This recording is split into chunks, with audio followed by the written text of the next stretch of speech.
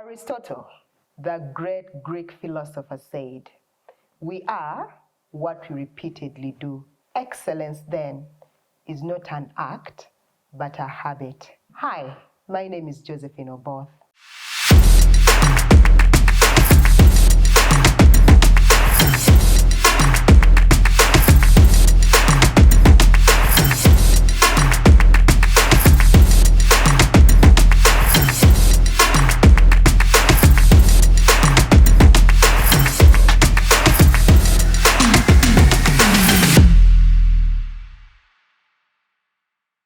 And in today's video, we'd like to talk about the principles of wealth building. Principle number 1, you must return the tithe. A tithe is 10% of all your income. The Bible tells us that when we return the tithe, the Lord protects the 90%. Principle number 2, we must save 15% of our income. We must save for the things that are expected and the things that are unexpected. You must always have a financial cushion where you fall back in the event that things don't go well. Let me ask you a quick question. How many of you, if you were to lose your income, you can sustain your lifestyle for just even 1 month? Principle number 3, you need to pay off your debts. It is very common for people to accumulate debt without the intention of paying back. Principle number 4, learn to live on 50% of your income. If you cannot live on 50% of your income, then 2 questions must be asked. 1, are you living above your means? 2, is your income too little to sustain your livelihood?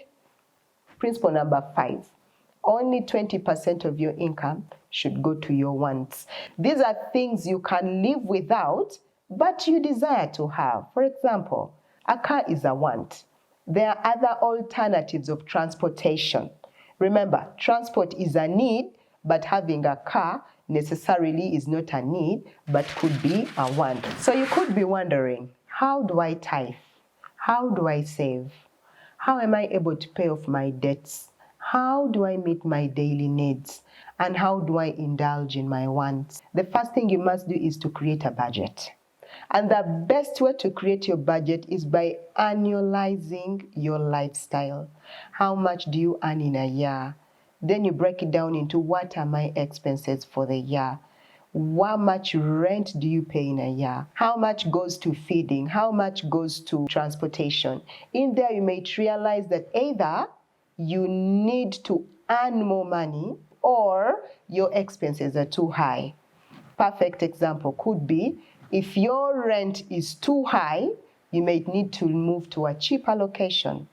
If you're paying so high on transportation to work, that could also be another clue that you may need to move closer to your workplace. You also need to annualize your investments. How much money do you plan to invest in a particular year? Because many a times, when the money runs short, what struggles is our investments. We do not prioritize them.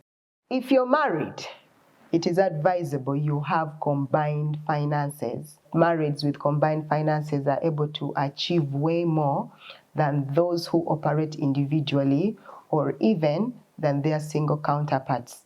Having combined finances is like the magic of the second source of income.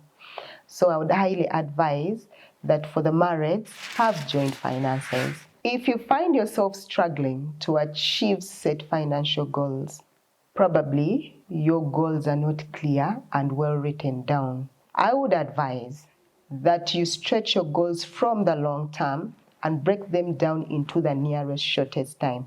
For example, 5 years from now, you'd want to achieve XYZ passive incomes.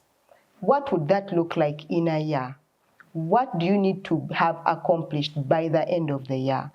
Further break it down into a quarter. What do you need to do every quarter to achieve your goal? Further break it down into a month. What do I need to do every month in order to achieve my goal of having these many passive incomes. Daily, what am I going to do on a daily basis? What do I need to do today to ensure that 5 years from now, I have achieved my goal of having XYZ passive streams of income? And that's not enough. Put it on a wall, a place you normally visit, so that you're reminded every day of the sacrifices you must make. The sacrifices will not look like sacrifices after all, because of the great goal that we hope to achieve 5 years from now.